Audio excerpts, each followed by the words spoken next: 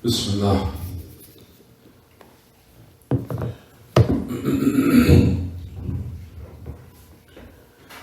Bismillahirrahmanirrahim. Innal hamdalillah nahmaduhu wa nasta'inuhu wa nastaghfiruh wa na'udhu billahi min shururi anfusina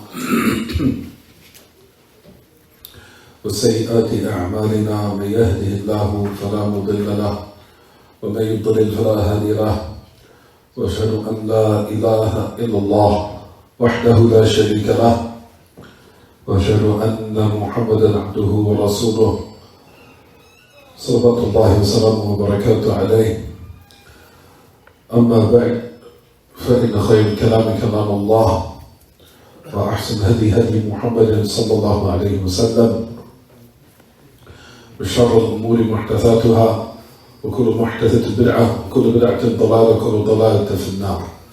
Brothers, if you can, who wants to pray downstairs in the basement. It's quiet, it's comfortable.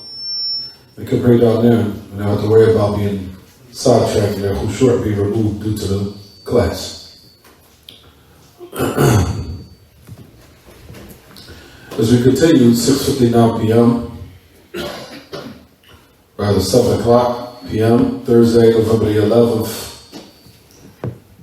Well, the date on the non-Muslim calendar is, Thursday, November 11, 2021. Sorry, everyone.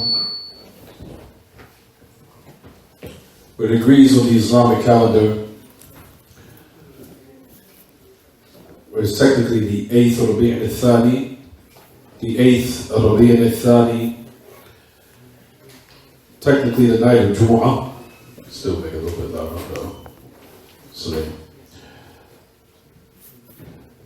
Where the year is 1443 after the migration of our Prophet alayhi salatu wasalam.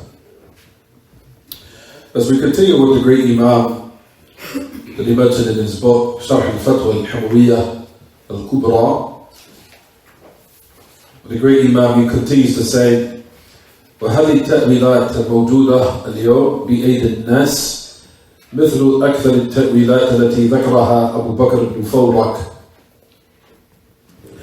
So you'll find after the great Imam that he mentioned concerning all the Salaf who refuted the claims of Bishr al-Marisi and those from the Salaf who condemned his statements and highly, if not put a great effort in showing how dangerous the statements of Bishr al-Marisi were in regards to deceiving and misguiding the Ummah. We also clarified the affairs of some of those scholars that Shaykh al-Islam mentioned who were influenced a little bit by Sufiya. We talked about the great Imam al-Fudayl al-Iyad, rahimahullah, and also the great Imam Abu Nasr al-Marwazi, rahimahullah, who's known as Bishr al-Hafi. Bishr al-Hafi. His name was Bishr al-Hafi, or his name was Bishr ibn al-Harith. Bishr ibn al-Harith, but he was known as Bishr al-Hafi. His kunya was Abu Nasr al-Marwazi, the great Imam. الزاهد المعروف بالحافي الحافي. They said that he died, of course, or they died, everyone, similar to this month, Rabi' al-Thani, or they call it Rabi' al-Akhir, in this month now, around the year 26 or 27 wa 200. Either they said 226 or 227 that he died, rahimahullah, the great Imam Abu Nasr al-Marwazi. You'll find that they described him كان ممن فاق أهل عصره في الورع والزهد. You'll find that he was from those who excelled the people of his time in piety and in zuhd. As we said, asceticism, meaning abstination from the worldly things, living a simple, practical life. And you'll find that there are so many different virtues about the great Imam Abu Nasr al-Marwazi in regards to his ilm, in regards to his piety, and so many different things that he was distinguished by in his time, rahimahullah. The point of why Shaykh al-Islam mentioned him, because he was from those who refuted Bishr al-Marisi. He was from those who refuted him, but at the same time we had to take the initiative to clarify some of the influence that he had on Sufiya and remove those doubts concerning him. So let's continue with what the great Imam goes on to say. He said, وَهَذِهِ التَّأْوِيلَاتِ He said that these corrupt ta'wilat, meaning these false interpretations. And what is he talking about, Shaykh al-Islam, when he said false interpretations or distorted ta'wilat or distorted ta'wil. What is the meaning when he said distorted ta'wilat? He said that ta'wilat, as far as the names in regards to what? The alteration of Allah's names and attributes. The names and attributes of Allah that were twisted. The names and attributes of Allah that were twisted, and which we see today, which are in the hands of the people. Now this is what Shaykh al-Islam goes on to say. مثل أكثر التأويلات التي ذكرها أبو بكر بن فورق. He says, similar to the majority of the twisted meanings in which was mentioned by another individual whose name was Abu Bakr ibn Fawraq. Abu Bakr ibn Fawraq. We'll talk about who he is. He has a book called Mushkilat al-Hadith. Mushkilat al-Hadith. And he was from those so-called, not scholars of Ahl Sunnah, rather he was Ash'ari.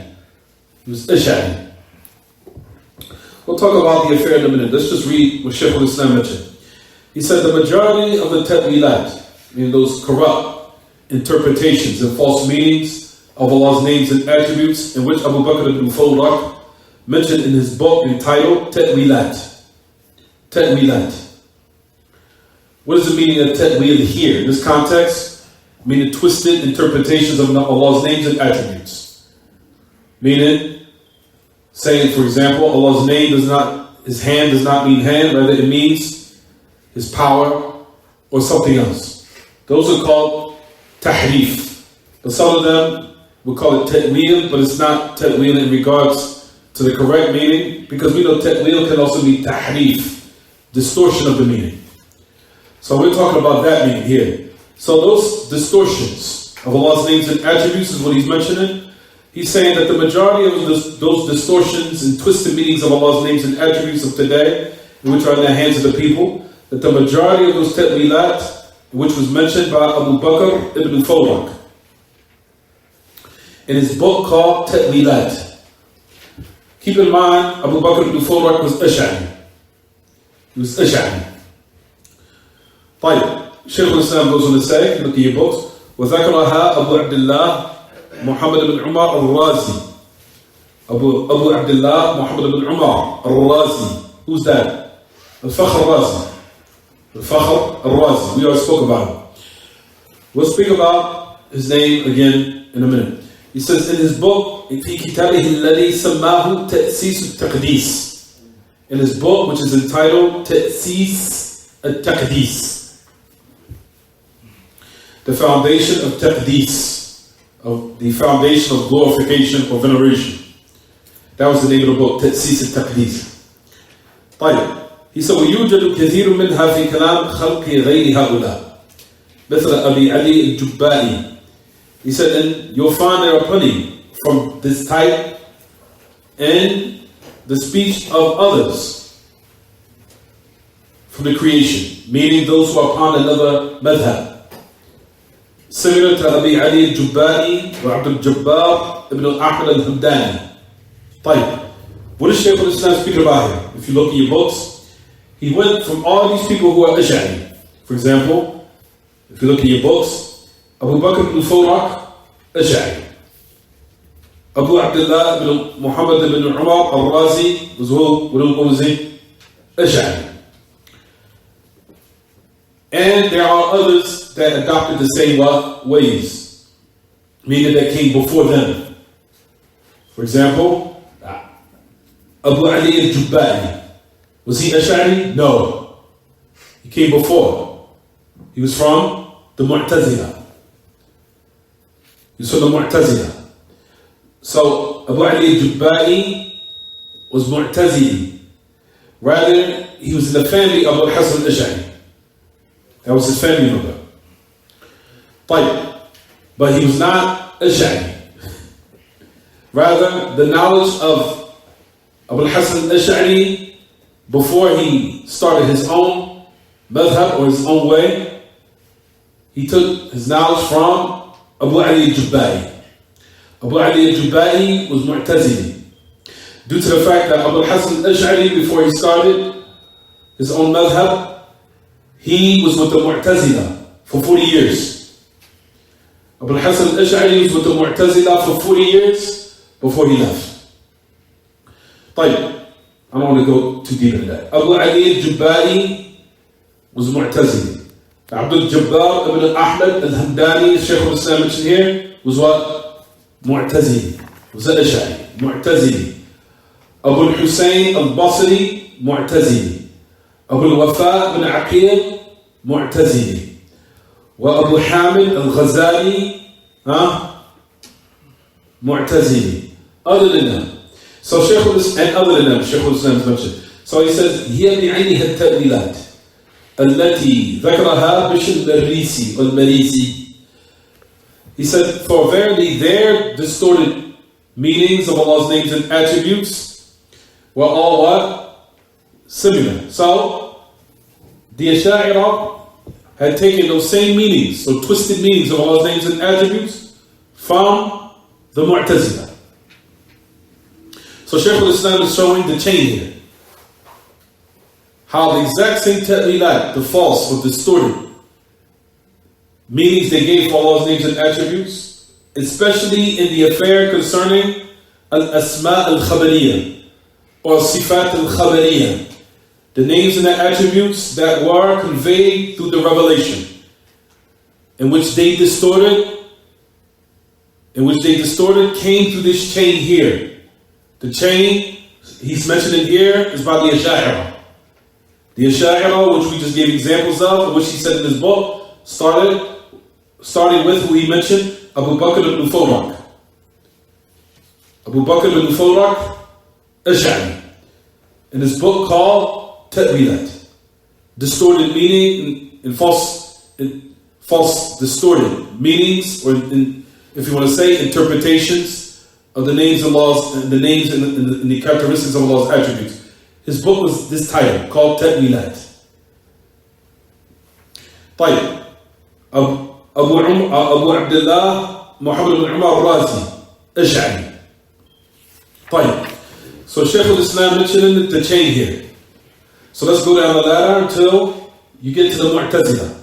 Starting with the knowledge in which Abu Hasan al-Ash'ari had taken that knowledge from, who is his mother's husband.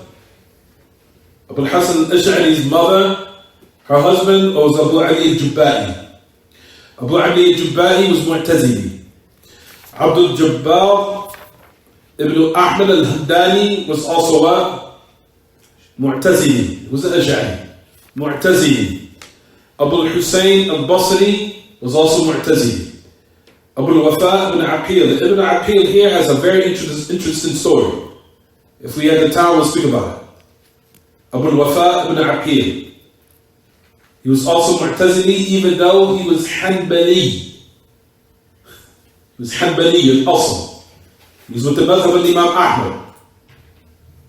So he was Hanbali until he debated with some of the Mu'tazila and he became affected by that.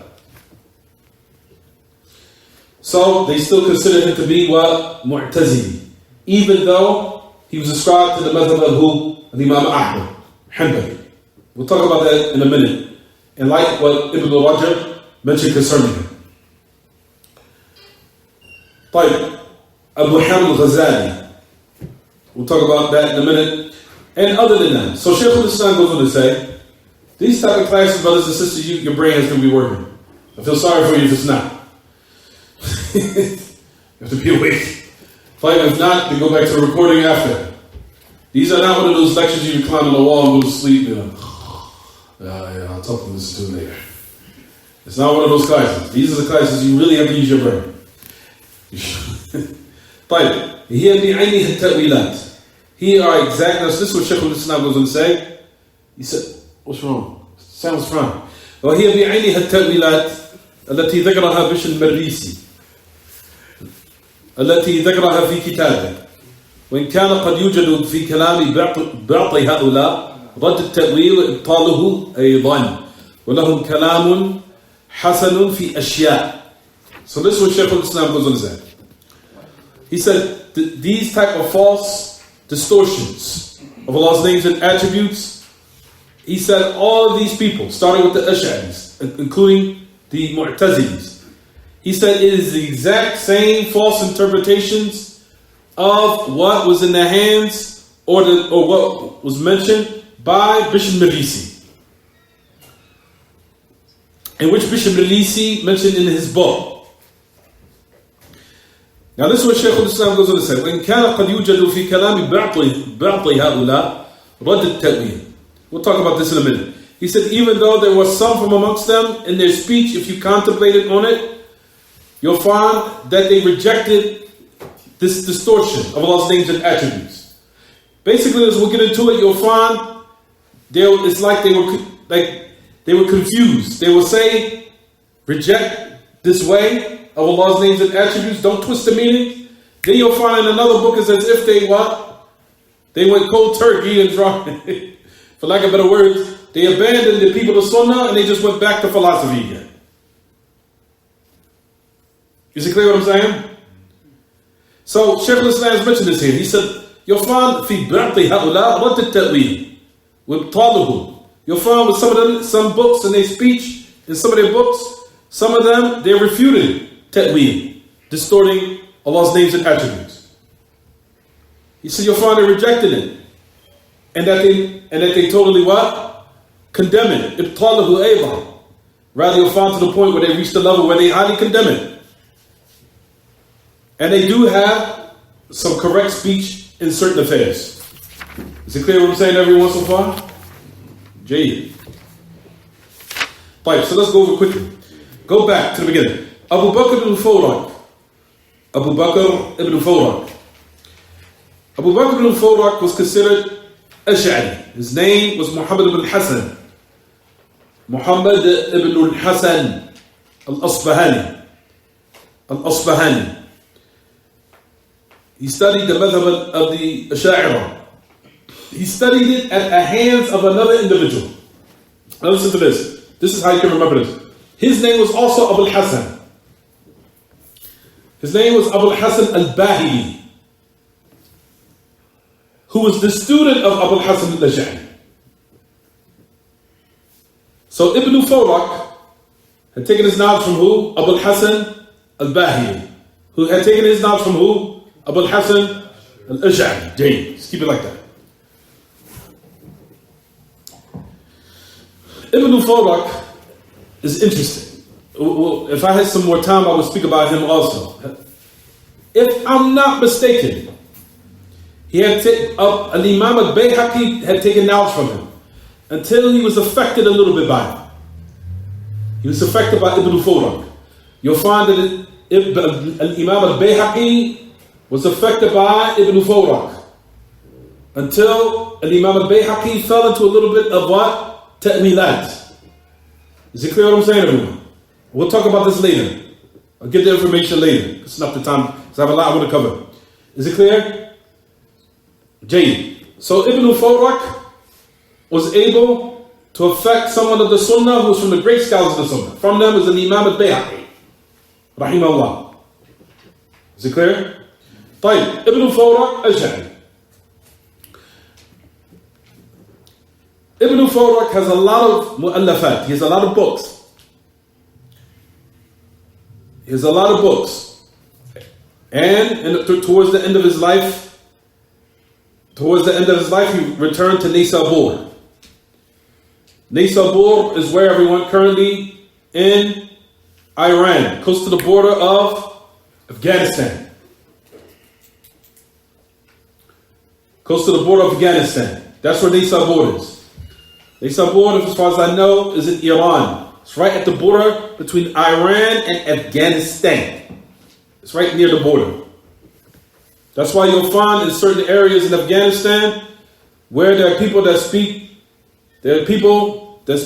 what they call Pashto, which is the language of the Afghans. It's called Pashto. They speak Pashto, and then they speak also Farsi or Farsi, which is the language of the Iranians. Right at the border, even in Afghanistan. Anyway, just leave that to the side. The point of the matter is, Ibn Fawrak returned back to Nisabur, right? They say he was killed in the road. I think they say he was poisoned. Ibn Fawrak. That's the side of it. Rahimahullah. Even though Ibn Fawrak, like we said, fell into some of these affairs. Like we said, in which he had also had affected the great Imam al-Bayhaqi. So that's just a little brief story of Ibn Fawrak. Is it clear, everyone? Jayyid. Shaykh al-Islam goes on to say about who, everyone? The next individual who his name was Abu Abdullah Muhammad ibn Umar al-Razi. We already covered that. Yeah, we covered that.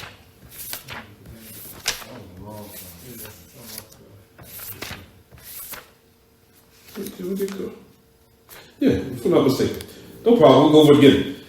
We know that Muhammad ibn Umar, or Abu Abdullah Muhammad ibn Umar al-Razi, his name is known for who? Al-Fakhr al-Razi. Al-Fakhr al-Razi. We know that Fakhr al-Razi has a tafsir that's known. Fakhr al-Razi. And he has a lot of books. Like I said, his name is Muhammad ibn Umar al-Qurashi, if you want to say, Abu al-Ma'ali, or Abu Abdullah. Majority of them mention Abu Abdullah. And here Shaykh al-Islam mentioned his kunya as well. What did he mention? Abu Abdullah. Some of them say his kunya was Abu al-Ma'ali. But anyway, we'll mention Abu Abdullah based upon what Shaykh al-Islam mentioned in the book here. Abu Abdullah, but he's known as who? Al-Fakhr al-Razi. Al-Fakhr al-Razi. Like we said, he was from those that you'll find that he in books similar to what Shaykh al-Islam mentioned here. Find books, him condemning ta'weel. To the point where he has a very profound statement where he says, Man lazima madhab al-ajaiz kana huwa al-faiz. And I mentioned this. Whoever clings to the madhab of the ajaiz, of the people of old, meaning the salaf, he is the individual who will be successful. He said, Man lazima madhab al-ajaiz kana huwa al-faiz. Whoever clings to the madhab of al-ajaiz, meaning people of old, meaning the people of salaf, of those who are upon the companions and the message of Allah, and who had clinged to that path, kana huwa al-faiz. He is the one that is successful. So you'll find that a speech from Fakhr al-Razi that necessitates what, everyone? It's as if he's rejecting taqiyya. Is it clear what I'm saying? Fine. We know that he died around, approximately, they say, sittin with sittimi'ah, around 606, they say he died, rahimahullah. Fakhr al-Razi. Anyway, Fakhr al-Razi has books, has a lot of mu'allafat. Abu Abdullah Muhammad ibn Umar al-Razi, in his book from those books, is called Ta'sis al-Taqdis. That's also a very interesting affair I wanted to speak about. We'll talk about that a little bit later. It's going to go. It's called Ta'sis al-Taqdis. Ta'sis al-Taqdis. Ta'sis al-Taqdis. Fine. So, all this is pertaining to the Ash'ari. Right? Fine. So let's move on now to who? To the Mu'tazila. The Mu'tazila, such as Shaykh al-Islam mentioned, Abu Abdullah al-Jubba'i. Abu Ali al-Jubba'i was Mu'tazili. His name was Muhammad ibn Abdul Wahhab. Inshallah, you guys will be able to remember that. Muhammad ibn Abdul Wahhab al-Basri. Abu Ali al-Jubba'i, he was from the ulama of the Mu'tazila in his time.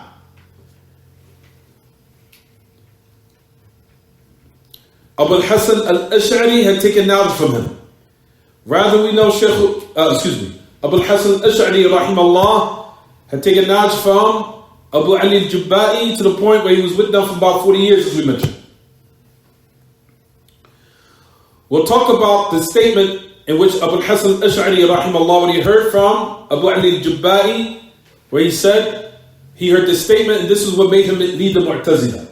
He said, يجب على الله أن يفعل الأصلح فالأصلح بالعباد. He said, he heard the statement, it's obligatory upon Allah to do al-aslah fal-aslah lil-ibad. Obligatory upon Allah to do the most beneficial and the most justice with the servants. And if the servants do what is right, it's obligatory upon Allah to what? To put them in paradise. It's obligatory upon Allah. And it's obligatory upon Allah to put those in the hellfire who deserve it in the hellfire. Obligatory upon Allah. طيب, Abu al-Hasan al-Ash'ari said, al-ilzam, al-wujub بمعنى الإلزام. من الذي ألزم الله أن يفعل الأصلح فالأصلح بالعباد? He said, al-wujub بمعنى الإلزام. He said, obligation or binding upon someone means, an obligation means something that is binding. Who's the one that binds upon Allah to do such and such and such and such to his slaves? Those are from the statements in which you'll find that was from the Aqidah of the I'tizal. Those affairs pertain saying that the aql, or the intellect, necessitates that Allah has to do such and such. Allah is obligatory upon him to do such and such. He has to do such and such. Is it clear what I'm saying, everyone? But anyway, Abu Ali al-Jubba'i, when Abu al-Hasan al-Ash'ari heard this statement from him, those are from the affairs in which, as a result of it, Abu al-Hasan al-Ash'ari left Abu Ali al-Jubba'i. He left him. Then he joined Ibn Kullab. Ibn Kullab. Kullab. We'll stop here and keep continuing because I want to talk about that right now. Anyway, Abu Ali al-Jubba'i was from the Mu'tazila. Then you have Abdul Jabbar ibn Ahmad al-Hamdani.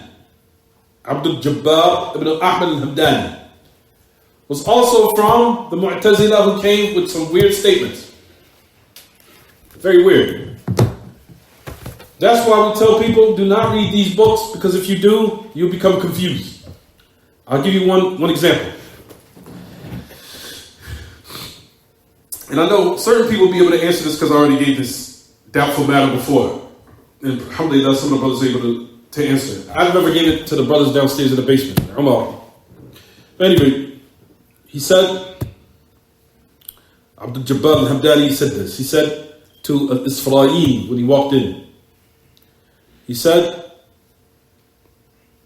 Subhanalladhi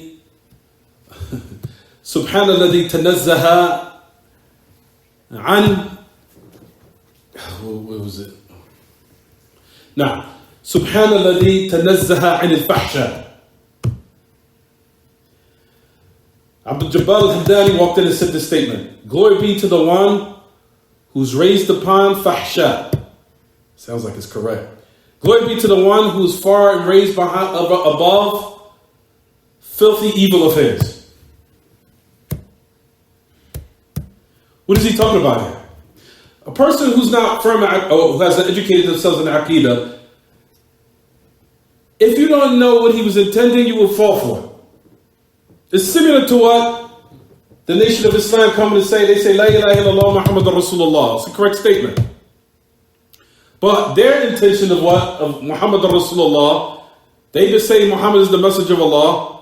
But also, what do they intend by that? That we also believe that Elijah Muhammad is the messenger of Allah. Right? Fine. So this thing, let's go back to this. Subhanallah tanazzaha anil fahsha. Glory be to the one who's far raised above filthy evil affairs. What Abdul Jabbar al-Hamdani is intended by this is this. That Allah is raised that evil things will happen in His existence. That evil affairs would take place, that He subhanahu wa ta'ala is what? That He is the one that's in charge of those affairs happening. Meaning that something happened in its existence of what is evil, of killing, murder, if you want to say, stealing, whatever it is of evil. Allah is raised above those affairs. Is that correct? Basically, he's saying Allah has no will over that matter.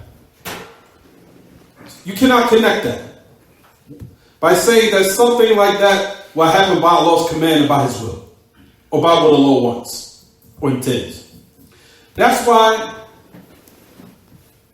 the great Imam al-Isfaraini refuted him by saying, he said, Subhanalladhi la yahduthu fi mulkihi illa bima sha.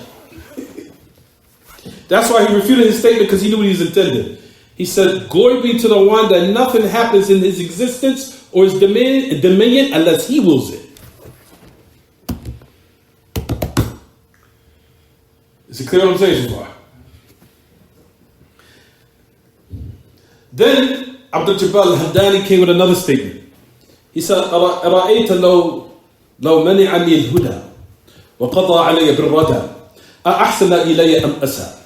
قال إذا منعك ما هو حقك فقد أساء وإذا منعك ما هو حقه ففضل الله يؤتيه من يشاء. Anyway, so he said, أرأيت لو منعني الهدى وقضى علي بالردى أحسن إلي أم أساء. So listen to this shubha. He said, do you see that if Allah prevented from me guidance and He preordained for me to be misguided, so to go to hell, did He do something good to me or something evil to me? So if a person was a well-grounded aqidah, they would be confused, like, dude, oh, I'll stick to this. So Abu Ishaq al-Isfaraini said to him, he said, إِذَا مَنَعَكَ مَا هُوَ حَقُّكَ فَقَدْ أَسَاءَ. If Allah prevented from you or held back from you what belongs to you, He has done something evil. I'll explain in a minute. And if He gave you something that belongs to Him, to Allah, He said, for verily the virtue of Allah and His bounty and His blessing, He gives it to whom He wills. After that, Abdul Jabbar al-Hamdani couldn't reply. Fine. So listen to the shubha of Abdul Jabbar al-Hamdani. Listen to the shubha. For number one, he had a doubt concerning Allah's will, where they weren't educated properly. Because we know the will of Allah breaks into two types. One from them is what Allah allows to happen in its existence, and Allah has total power over it, of good and evil together, which is called iradat Allah al-kawniyah, which is what Allah subhanahu wa ta'ala intends as far as this existence. And nothing happens in His dominion, in His kingdom, unless He wills it, out of some infinite wisdom that He knows what we do not know, regardless of how big the evil is. And the second irada is what Allah intended in the religion, which is perfect, which is to mean that everything Allah loves, because everything Allah legislated, He loves it in the religion. However, things pertaining to the irada al-kawniyah and its existence, it has to take place what Allah wills, if it's something that He loves or if He tabarak wa ta'ala hates. But ultimately, it goes back to His will. And nothing happened in this existence except He allowed it to happen. Subhanallah. That's what the Mu'tazila, Abdul Jabbar al-Hamdani, did not understand. The second thing he didn't understand is that guidance does not belong to anyone. That's why he said clearly in the refutation, he said, إِذَا مَنَعَكَ مَا هُوَ حَقُّكَ فَقَدْ أَسَاءَ. If Allah held back something that belonged to you, is guidance of the heart belong to anyone? That's from Allah. Allah gives it to whom He wills because it belongs to Him, the guidance of the heart, not anyone else. So that's the reason why he said, if He prevented and held back from you, or what belongs to you, He's done something evil. Meaning that He already knew that guidance does not belong to anyone except Allah. So that part of the what? Of the affair is negated. Because guidance, Allah owns it solely. That's why he said in the statement, فَإِذَا مَنَعَكَ مَا هُوَ حَقُّكَ فَقَدْ أَسَاءَ وَإِذَا مَنَعَكَ مَا هُوَ حَقُّهُ فَفَضْلُ اللَّهِ يُؤْتِيهِ مَنْ يَشَاءُ. You can go downstairs up first. Downstairs? Downstairs. And if He held back from you, it belongs to Him. For verily the bounty and blessing of Allah gives to whom He wills. Done. See how a person whose aqidah is strong destroyed them. But listen to the shubha. Listen to the doubtful matter of Abdul Jabbar al-Hamdani. If a person was well grounded in aqidah and didn't sit in class and learn it, could have ran circles around them. Is it clear? He said, أَرَأَيْتَ لَوْ مَنَعْنِي الْهُدَى وَقَضَى عَلَيْهِ بِالرَّدَى أَأَحْسَنَ إِلَيَّ أَمْ أَسَى. He said, don't you see that if he إِذَا مَنَعْنِي الْهُدَى, he held back from me guidance, وَقَضَى عَلَيْهِ بِالرَّدَى, and predetermined that I'd be misguided. Did he do something evil to me or something good? Person that know aqidah, how would they answer it? Abada, abada, abada, abada. Confused. They wouldn't know what to say. Is it clear what I'm saying, everyone? Jay. So anyway, that's Abdul Jabbar al-Hamdani. You won't find it in your book. Abdul Jabbar al-Hamdani, the example I just gave is not in there. This is Abdul Jabbar al-Hamdani al-Mu'tazili. This is who he was. Until he had a debate with the great Imam Abu Ishaq al-Isfarayini. Is it clear, everyone? Is it clear or is it not clear? Yeah. But at any rate, Abdul Jabbar al-Hamdani, he was Mu'tazili. He does have books or treatises that's known in I'tizal, in Aqidah, in Tafsir al-Quran. And he spent the majority of his time in Bid'ah, وَالْعِيَاذُ بِاللَّهِ. So his name is Abdul Jabbar, like we said, al-Hamdani al-Mu'tazili, in those books, servicing the madhab of I'tizal. Is it clear, everyone? Right. Then we have Abu Hussein al-Basri, the page, for those who have it. He was also from the so-called Shaykh or Mashayikh al-Mu'tazila. His name was Abu Hussein al-Basri. Abu Hussein al-Basri.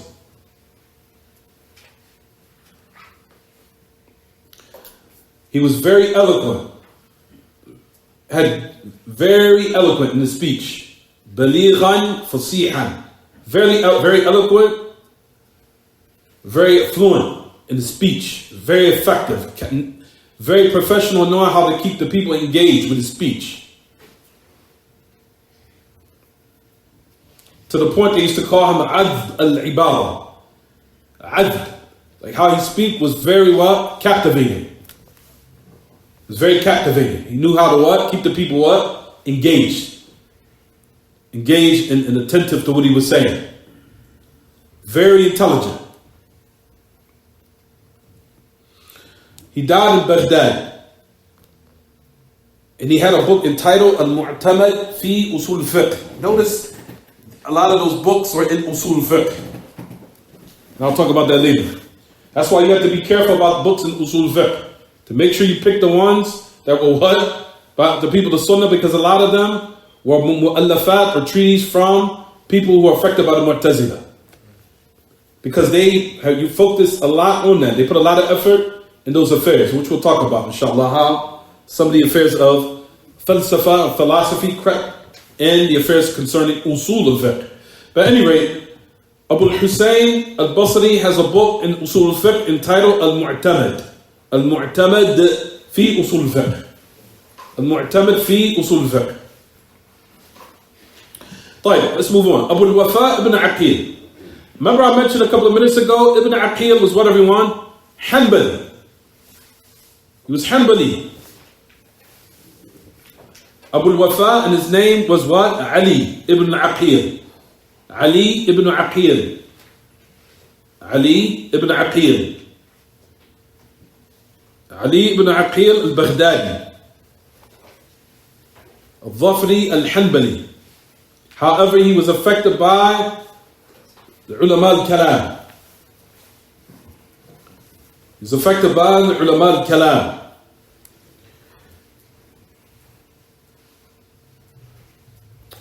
He was affected by two people from the people of the Mu'tazila. Their names were Abu Ali ibn al-Walid. Abu Ali ibn al-Walid wa Abu al-Qasim. Abu Ali ibn al-Walid and Abu al-Qasim were the two companions of Abu al-Husayn al-Basri, the one who came before him, that I just mentioned. They were his two companions. Abu al-Wafa, Ali ibn al-Aqil, was upon the Sunnah at one time. He debated with them until they affected him, and he deviated from the Sunnah. He deviated from the Sunnah. Until Imam al-Dhahabi said that about him or concerning him. To the point where Ibn Rajab, or I was talking about what Imam al-Dhahabi said before. He said, وَمِن ثَمَّ حَصَلَ فِيهِ شَائِبَةُ التَّجَهُّمْ وَاعْتِزَالٍ.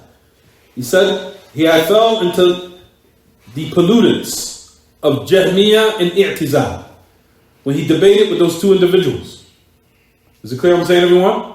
طيب, Ibn Rajab said about him, Abu al-Wafa, Ali ibn Aqil, he said about him, he said, وَيَظْهَرُ فِيهِ فِي بَعْضِ أَحْيَانِهِ نَوْعٌ انْحِرَافٌ عَنِ السُّنَّةِ وتأول لبعض الصفات ولم يزل فيه بعض ذلك إلى أن مات نسأل الله العافية والسلام.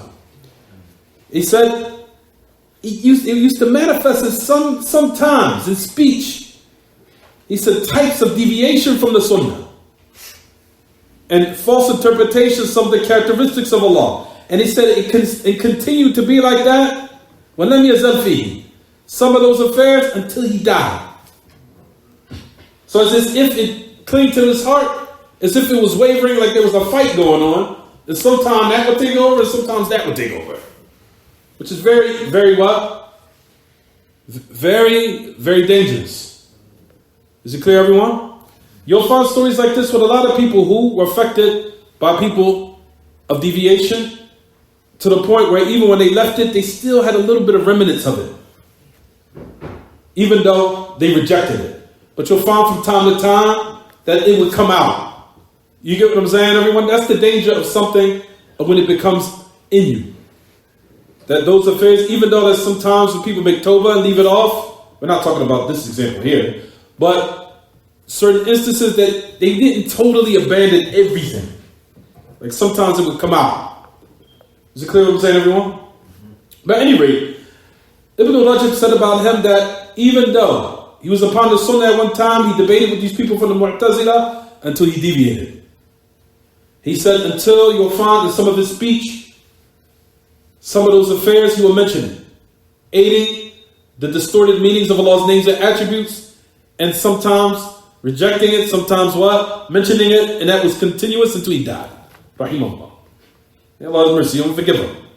It's clear, everyone? But the point of the matter is that he fell into deviation based upon, they say, you'll find Imam al-Dhahabi mentioned Sirah A'lam al-Nubala, he was a very intelligent, very, very intelligent. To the point where the people had told him, do not debate with him. He said, don't worry, I'll be alright. I'll be fine. Where a person, their test and their fitna can be the opposite, where they were what? Given intelligence. To the point where they think that they're what? Protected. Don't worry about it. I'll go in and I'll just knock this out the box real quick. Right? Then what happened as a result of it? Became affected. Because you might run into two great, eloquent shayateen that is very well versed in their what? In their deviation and in their satanic demonic beliefs. And they're very eloquent. Similar to that is what happened to what? To the Dajjal at the end of time. Same thing. So the Prophet ﷺ said a believer will go to him. Firm in his iman. They till the point where the Dajjal is so decorated, captivating in his speech, and will be given what? Decoration and eloquence and all types of arts of speech, and spin him around until that individual become from his followers.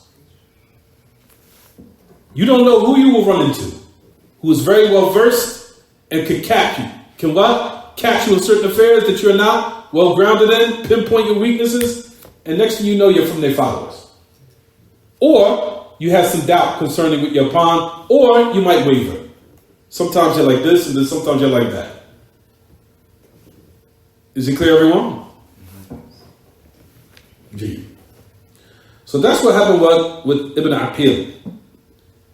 That's what happened with Ibn Aqil. طيب. Shaykh al-Islam also mentioned Abu Hamid al-Ghazali. And I think everyone should be familiar with Abu Hamid al-Ghazali. I hope they are. Well, anyway, we'll go back. We'll go over it again quickly. I think we mentioned him also a couple of pages ago, if I'm not mistaken. Will we? I think we mentioned him quickly. Anyway, and this it's easy to memorize Abu Hamid al-Ghazali's name, everyone. Easy. You know what his name was? You know what his name? Muhammad ibn Muhammad. That should be easy. What's Abu Hamid al-Ghazali's real name? Muhammad ibn Jayd. Just to bring a little lightness to the lesson, right? طيب. Muhammad ibn Muhammad al-Tusi, Abu Hamid al-Ghazali. We know from, to this day, it's a famous book entitled Ihya Ulum al-Din. To this day, we still hear that book. Ihya Ulum al-Din. Ihya Ulum al-Din. Which has a lot of ahadith in it. But however, it does have what? It also has fabricated ahadith in it too. Very weak and strange narrations. Also in that book. طيب. Shaykh al-Islam mentioned all of them. You'll find, like we said, some of them and other than them, they fell into these type of false, distorted meanings of Allah's names and attributes, which was mentioned and started by Bishop Merisi, and which was mentioned in his book. So let's just mention it quickly. Shaykh al-Islam, what we said. At any rate, Shaykh al-Islam said, Bishop Merisi, as we know, was from the heads and the leaders of who everyone? The Mu'tazila. Right, everyone? He was the head from the heads of the Za'im al-Zu'ama al-Mu'tazila. إذن هؤلاء تأثروا به بأمثاله. So you'll find that a lot of people were affected by Bishop Merisi and those similar to him, by bringing these distorted meanings of Allah's names and attributes, which was in the hands of the people during the time of the great Imam, like Shaykh al-Islam and Taymiyyah. They said to the point where he mentioned is present right now in the books of the Asha'ira and in the books of the Mu'tazila. In that time he said, and it's the exact same misinterpretations and distorted meanings of Allah's attributes in which Bishop Merisi came with. He said there's no difference. To the point where he mentioned it said, إِنَّ هَؤُلَاء فِيهِمْ مَنْ تَأَثَّرَ. You'll find there amongst people who became affected. وَمَعَ ذَلِكَ بَقِيَ عِنْدَهُ شَيْءٌ مِنَ الْخَيْرِ. He said until some of them, there have remained with them some good. He says you'll find that they mix between ta'wil and you'll find that they mix between rejecting it. I already mentioned this. Is it clear what I'm saying, everyone? He said you'll find sometimes in their books, then what? It's that they accepted it or writing something, and then you'll find other times it's as if they're what? Rejecting it, refuting it, and condemning it, and warning the people against it. He said from them, he said, وَمِنْهُمْ الْغَزَالِ. He said, for example, Abu Hamid al-Ghazali, you'll find a lot of what he fell into ta'wil. A lot of what he fell into ta'wil. And then you'll find in some of his other books rejecting it. Is it clear, everyone? طيب. And you'll find that he prohibited the people from indulging or partaking in ilm al-kalam. For Al-Ghazali يحتال المرء في أمره. You'll find that Ghazali, a person will be bewildered by his affair. If you read the book, he has a book entitled Al-Mabnoon Bihi ala Ghayri Ahli. He said what a person believes upon or taking it upon other than its right people. Right? You'll find in that particular book or author, or that book that he authored, as if he's purely philosophy. He's purely philosophical. Purely. Samim al-Falsafa. Like he's in the engrossed in philosophy.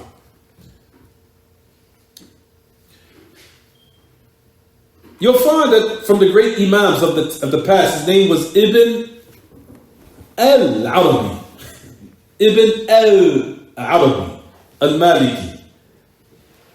Right? He said about him, about Ghazali, he said, عندما حكم عليه أن الشيخ دخل في بطن الفلسفة فلم يستطع الخروج. حكم عليه من خلال كتابه هذا المظنون به على غير أهله. كتاب في صميم الفلسفة اليونانية. The great Imam Ibn al-Arabi, not Ibn Arabi, Ibn al-Arabi al-Maliki, al-Salafi. Ibn al-Arabi, not Ibn Arabi, Ibn Hatimi al-Ta'i. Not talking about him. That's the Imam of Wahdat al-Wujud. And he's the Shaykh al-Akbar, as the Sufis call him. Anyway, the greatest Shaykh, they call him. That the Sufis call him, the greatest Shaykh. The Shaykh al-Akbar. But anyway, that's not what we're speaking about. We're talking about the other Arabi, Ibn Arabi. You have the Arabi Bid'i, you have Ibn al-Arabi al-Sunni. That's what we're speaking about. Ibn al-Arabi al-Maliki, the great Imam. He talked about Abu Hamid al-Ghazali. He said, because of that book that he wrote called Al-Madhnoon Bihi ala Ghayri Ahli, he said what is thought about or what a person believes upon other than its people. He said that particular book, he said you'll find that it's engrossed in philosophy. Not only just philosophy, he said Greek philosophy. He said it's engrossed in Al-Falsafat al-Yunaniyah, engrossed inside of Greek philosophy. He said that's a book, and to the point where you would think he was what? That's what he was upon. He said then you'll find another book by him called Iljam al-Awam an Ilm al-Kalam, muzzling the people from being involved in rhetoric, in philosophy. So it's like you have this book and then you have this what? That book that refutes what you wrote. It's like he's confused. Or he goes this way sometimes and he goes what? Another way, another way. It says, وفي معناه عدة مسائل يمنع من الخوض في علم الكلام. That book, that other one, which is to muzzle the common folk from busying themselves with rhetoric and philosophy, he said that which you'll find that in that book, he's prohibiting the people from partaking in that affair. And you'll find in that same book him praising Minhaj al-Salaf, praising them a lot, and acknowledging that they're upon the truth. Same thing. He said, for example, in the other book about Abu Hamid al-Ghazali, Ihya Ulum al-Din, same thing. وجدت خطا بين ذاك هذا وذاك, same thing. And the other book Abu Hamid al-Ghazali called Ihya Ulum al-Din, which is a book that's still utilized. Revising the sciences or the knowledge of the religion. He said in that book you'll find it's a mixture. It's a mixture between what? Between this and that. So that's what Shaykh al-Islam is mentioning here. He said, Ihya Ulum al-Din, kama yaqul Shaykh al-Islam. That's from, he said, from the best of his books, relatively speaking. And will consist of having knowledge of it. Even though it has some mixture of falsehood inside of it.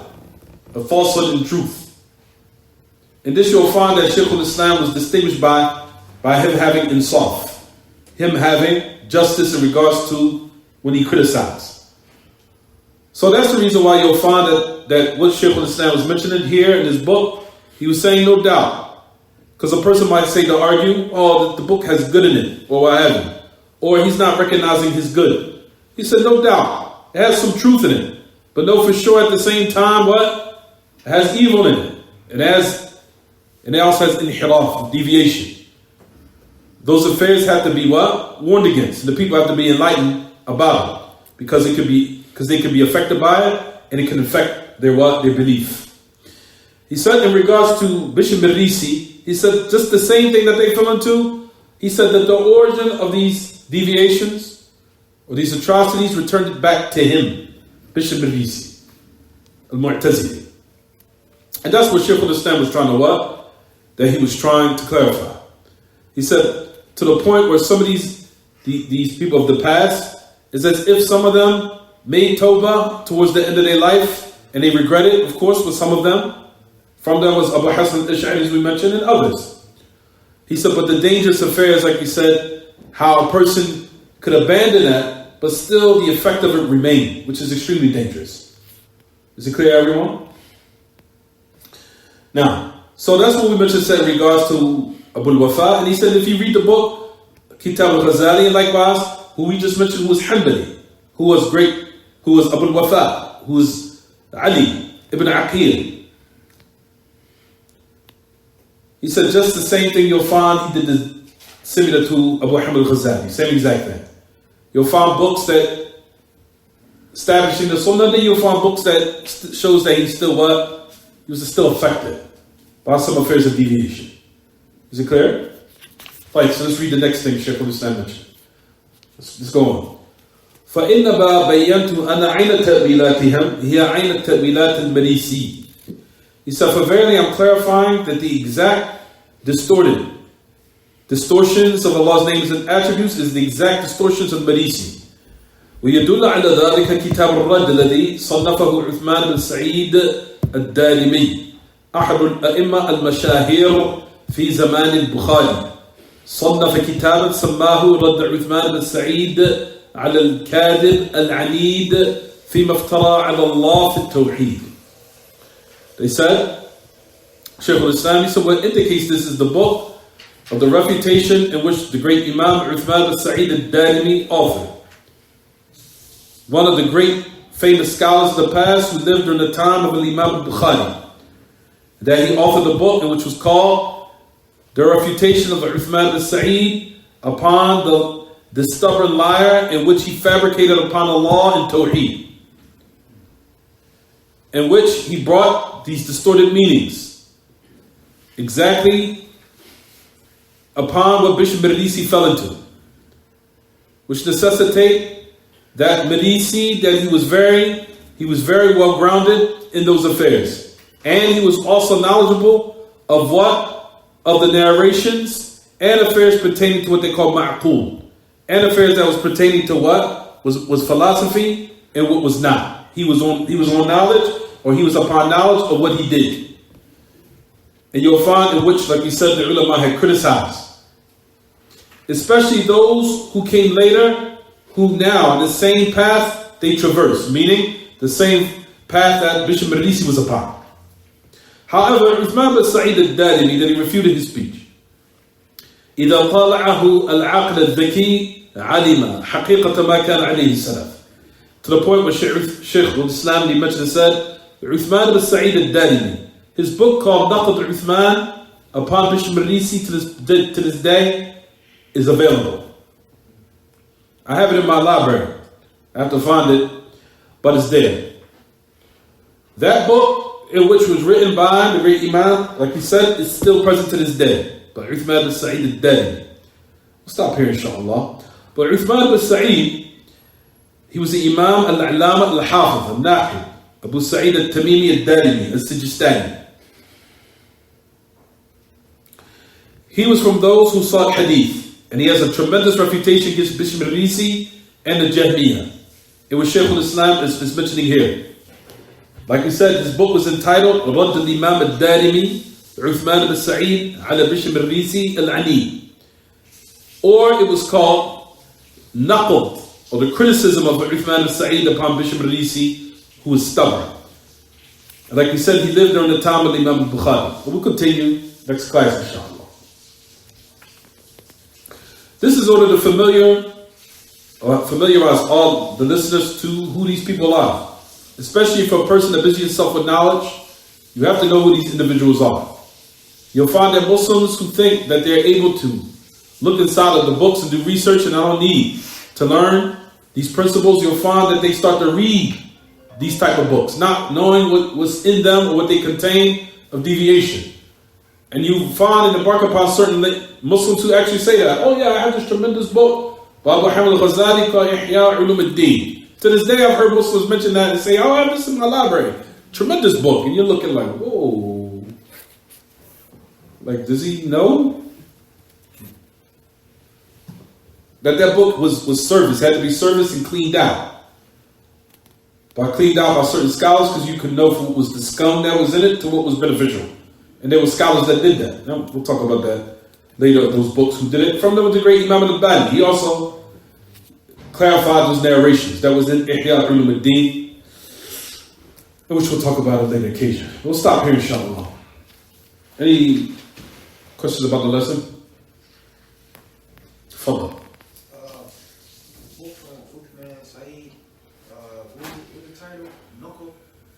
You have two titles for it. You have Radd.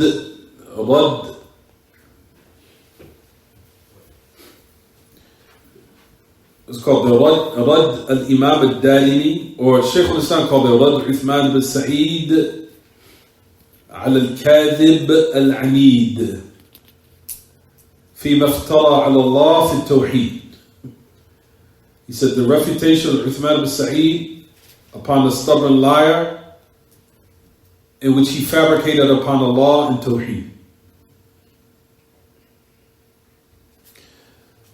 That book, like we said, is still present.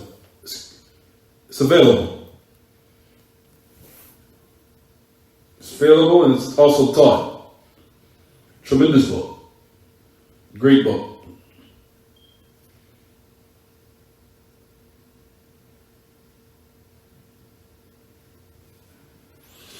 Any questions about the lesson? Anything else? I got a question, Shaykh. Hold on. So Abu Hassan al-Ash'ari, right? He took knowledge from his mother's Stepfather. so from the stepdad, right? So what was his name? You didn't bring that. Abu Ali al-Jubba'i. Abu Ali al-Jubba'i. And It's in the book. I don't think they talked about his history though. That was his stepfather. It doesn't say that. But that was some extra benefit. His name was Muhammad ibn Abdul Wahhab. Abu Ali al-Jubba'i.